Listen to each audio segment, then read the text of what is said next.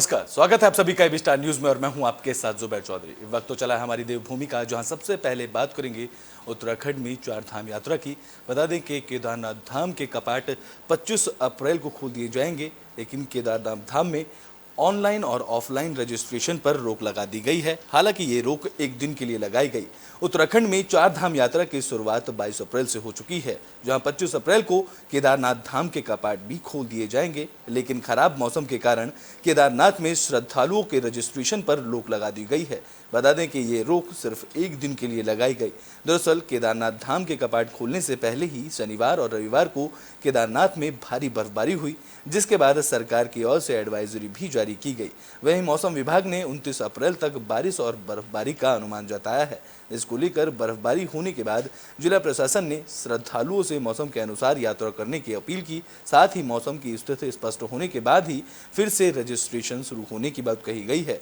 उत्तराखंड के सीएम पुष्कर सिंह धामी ने यात्रियों से अपील की है कि मौसम के पूर्ण अनुमान को देखते हुए अपनी यात्रा की शुरुआत करें। वहीं कपाट खुलने के पहले बाबा केदार के पौराणिक मंदिर को सजाया जा रहा है, जहां केदारनाथ मंदिर को सजाने के लिए 23 कुंटल से ज्यादा अलग अलग फूल लाए गए हैं। तो बता दें कि सुबह से ही मंदिर समिति के कई लोग मंदिरों को सजाने के काम कर रहे हैं। हालांकि केदारनाथ धाम में सुबह चटक धूप के देखने को मिली, लेकिन धाम में पल पल मौसम लगातार बदल रहा है, जिससे दिक्कतें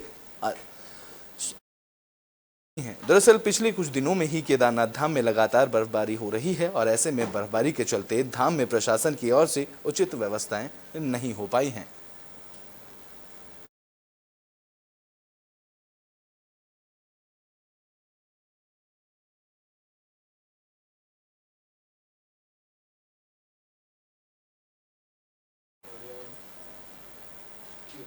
तो बुलेटिन में बात कर लेते हैं विकासनगर की, जहां डीएम ने जल्द से जल्द काम पूरा करने के निर्देश दिए हैं। बता दें कि चार धाम यात्रा को लेकर इस दौरान विकासनगर में कई सवाल खड़े हो रहे थे।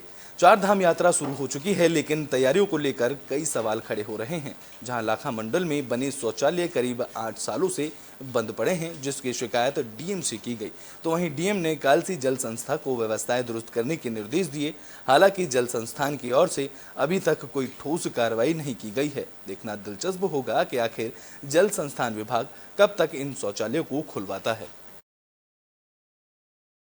मैं बाबूराम शर्मा लाखा मंडल आप लोगों को जो सूचित करना चाह रहा हूँ कि यहाँ पे जो है यात्रा सीजन शुरू होने जा रहा है और यहाँ पे जो यहाँ पे शौचालय बना हुआ है करीब 8 साल हो गए हैं और 8 साल से शौचालय बंद पड़ा हुआ है, जिसकी शिकायत की मैंने 1 हफ्ते पहले जो है डीएम देहरादून को दी है। और डीएम ने जो है जो हमारे कालसी में जो है जल संस्थान के जो एक्शन है उनको जो है लेटर जो अवगत करा भी दिया है और खुद में मौके में उनको बताया भी है, एसडीएम चक्रता को भी बताया है, परंतु अभी तक यहाँ पे जो कोई ध्यान नहीं दिया जा रहा है, जिस कारण से यहाँ पे देश विदेश के जो टूरिस्ट है वो यहाँ पे आ रहे हैं, जो कि आपको मैं अपने कैमरे के माध्यम से भी दिखाने जा रहा हूँ।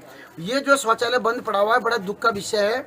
मैं फिर दोबारा जो है एक बार फिर सूचित करना चाहता हूँ उत्तराखंड सरकार को कि आप जो है टूरिस्ट के लोगों के लिए इस प्रकार की जो व्यवस्था है, पर्यटक द्वारा काफी पैसा हर जगह खर्च हो रहा है, पर शौचालय। तो ब्रिटेन में बात डोईवाला की कर लेते हैं, जहां सीएम पुष्कर सिंह धामी की तरफ से एसडीआरएफ मुख्यालय और अग्निशमन केंद्र का उद्घाटन किया गया। बता दें कि डोईवाला में मुख्यमंत्री पुष्कर सिंह धामा ने नए एसडीआरएफ मुख्यालय और अग्निशमन केंद्र का उद्घाटन किया। इस मौके पर सांसद रमेश पोखरियाल निशंक और विधायक ब्रजभूषण गैरोला भी मौजूद रहे। बता दें कि जून 2013 में केदारनाथ में आए भयंकर जैपलर में सेना ने रेस्क्यू कर लोगों को देहरादून एयरपोर्ट पहुंचाया था। उस वक्त पूरा ऑपरेशन देहरादून और एयरपोर्ट से संचालित किया गया था। बता दें कि उस वक्त एयरपोर्ट की भूमि पर सेना के अस्थायी ऑफिस और आवास बनाए गए थे। एसडीआरएफ की जरूरत महसूस होने पर 2014 में प्रदेश सरकार ने एसडीआरएफ का गठन कर एयरपोर्ट के पास थानों वन रेंज की जमीन उपलब्ध कराई थी। तो वहीं अब यहां एसडीआरएफ की भूमि पर ऑफिस और आवासीय कॉलोनी का निर्माण हो चुका है, जहां सभी निर्माण कार्य पूरे कर लिए गए हैं। बता दें कि एसडीआरएफ मुख्यालय बनाने के बाद पूरे राज्य में आपदा और दूसरे रेस्क्यू कार्यों में तेजी आएगी। सब लोगों ने जिनको सुना, हरिद्वार लोकसभा क्षेत्र के लोकप्रिय सांसद, उत्तराखंड सरकार के पूर्व मुख्यमंत्री, भारत सरकार के मंत्री आदरणीय रमेश पोखरियाल निशंक जी, डोईवाला क्षेत्र के लोकप्रिय विधायक आदरणीय ब्रजभूषण गैरोला जी, अपर मुख्य सचिव राधा रतूड़ी जी, पुलिस महानिदेशक श्री अशोक जी, सचिव आपदा प्रबंधन श्री रंजीत कुमार सिन्हा जी, अपर पुलिस महानिदेशक डॉक्टर प्रसाद जी, श्री रविंदर जी। तो उत्तराखंड में बद्री केदार समिति की तरफ से अवैध कब्जे को लेकर नोटिस भेजा गया है। बता दें कि बद्री केदार मंदिर समिति की तरफ से 188 लोगों को नोटिस भेजा गया है। बद्री केदार मंदिर समिति की परिसंपत्तियों पर अवैध कब्जा करने वालों पर कार्रवाई की तैयारियां की जा रही हैं, जहां समिति के अध्यक्ष अजेंद्र अजय ने 188 लोगों को नोटिस भेजा है। बता दें कि उत्तराखंड के बाहर महाराष्ट्र और लखनऊ में भी बद्री केदार समिति के बड़े स्तर पर संपत्ति है, जहां अजेंद्र अजय ने अवैध कब्जा न हटाने पर वैधानिक कार्रवाई की चेतावनी दी है। बता दें कि अजेंद्र अजय ने इस दौरान कहा कि बद्री केदार मंदिर समिति की दुकानों को सालों पहले लीज पर लिया गया था, लेकिन बड़ी संख्या में लीज पर दुकान लेने वाले लोग समिति को किराया नहीं दे रहे हैं, जहां पिछले साल भी ऐसे लोगों को करीब 22 लाख रुपए की वसूली की गई थी और इस बार भी बड़े स्तर पर लोगों को चिन्हित किया जा रहा है और इस मामले में समिति के अध्यक्ष ने 188 लोगों को नोटिस भेजा है।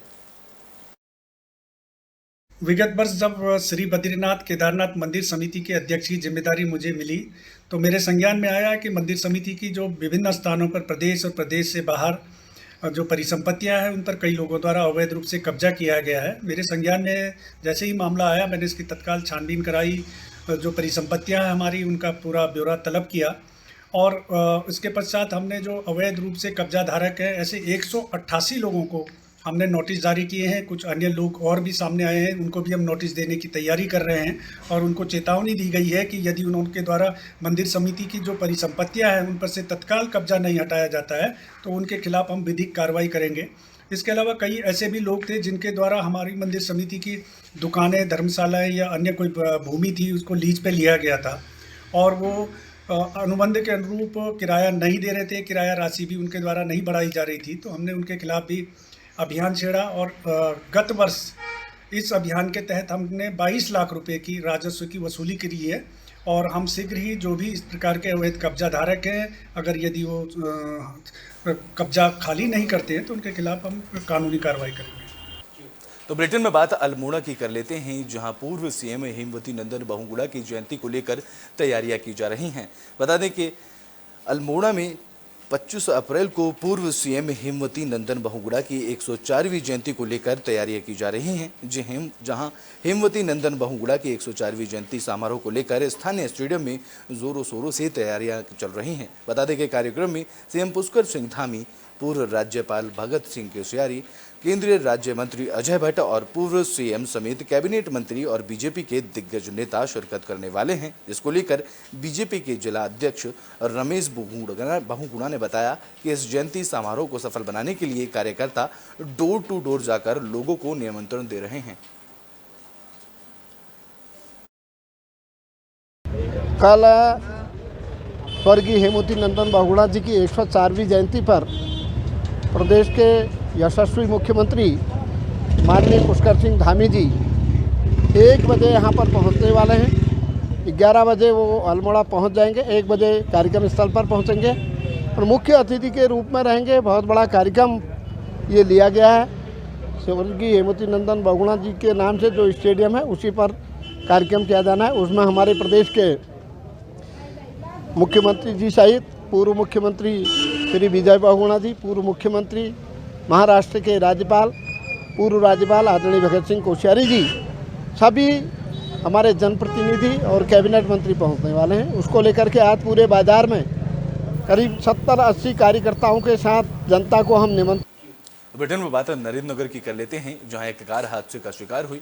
बता दें कि इस हादसे में एक युवक की मौत हो गई है, तो वहीं इस हादसे में 3 युवक घायल बताए जा रहे हैं। टिहरी जिले के दोगी पट्टी में हादसे की खबर सामने आई, जहां गुल्लर गाजा रोड पर एक कार गहरी खाई में जा गिरी। इस हादसे में एक युवक की मौके पर ही मौत हो गई, तो वहीं 3 लोग घायल बताए जा रहे हैं। बता दें कि यह हादसा मुनि की रेती थाना इलाके के गुलूर में 1 किलोमीटर पहले बैंड पर हुआ। जानकारी के मुताबिक कार सवार लोग पाकवी देवी के हिंडोला होते हुए ऋषिकेश जा रहे थे, जहां हादसे की जानकारी मिलते ही नगर के एसडीएम, तहसीलदार और गुलूर पुलिस चौकी इंचार्ज पुलिसकर्मियों के साथ मौके पर पहुंचे, जहां घायलों को ऋषिकेश एम्स में भर्ती कराया गया। बता दें कि घायलों में से एक की हालत गंभीर बताई जा रही है। बिल्कुल खत्म हो चुकी गाड़ी गिर के। उनमें से एक आदमी जो जिनके घर में शादी था, उनके एक बड़ा लड़का जो विकास होती एक एड स्पॉट खत्म हो चुका है, दुर्भाग्य की बात है और ये बड़ी दुख की बात है। और एक लड़का जिसकी शादी होनी अमित और ऋषिकेश जो हॉस्पिटल रेफर कर दिया है हमारे पुलिस टीम और एसडीआर की टीम ने, इनका धन्यवाद देना चाहूँगा कि उन्होंने उनको समय ऋषिकेश पहुँचा दिया। अब देखते हैं कि भगवान से हम अरदास करेंगे, दुआ करेंगे कि भगवान जो हॉस्पिटलाइज है वो जल्दी से जल्दी ठीक हो जाए, इन्हीं कामना। आखिरी में बात विकासनगर की कर लेते हैं, जहां मकान मालिक ने चोर को चोरी करते पकड़ लिया। बता दें कि उत्तराखंड के विकासनगर से एक अजीबोगरीब मामला सामने आया है। यहां एक चोर रात को मकान में चोरी करने के लिए घुसा, लेकिन चोरी करने के बाद वो भागा नहीं बल्कि सुबह होने का इंतजार करने लगा। बता दें कि चोर ने चोरी करने के बाद सारा सामान पैक कर लिया था, जिसके बाद सुबह होते ही जैसे ही चोर भागने की कोशिश करने लगा, तभी मकान मालिक ने उसे पकड़ लिया। इसके बाद मकान मालिक ने आरोपी को विकासनगर पुलिस के हवाले किया, जिसके बाद पुलिस पूरे मामले की जांच में जुट गई। मेरे पिताजी पे अटैक करने की कोशिश की और जेल भागे मारने की कोशिश की। हमने उसे टेक किया, रात के अंदर था वो, घर पर किसने था हमें पता नहीं। सुबह खड़पड़ हुई तो हमें पता चला, जाकर हमने देखा, देख जाके सामान उसने पैक कर रखा था। कुछ सामान में क्या क्या पैक करा हुआ था भैया उसने? सामान में कुछ तारे थे, कुछ नलके गायब हुए वहाँ से, कुछ और का सामान गायब है। कब से था? अभी क्या गायब है जाके भी देखना हमने। घर में कब से था रात को? घर में कुछ आइडिया नहीं, हमने सुबह ही देखा उसको। रात कितने बजे आया कुछ नहीं, 1 थे 2 थे 3 थे भी पता।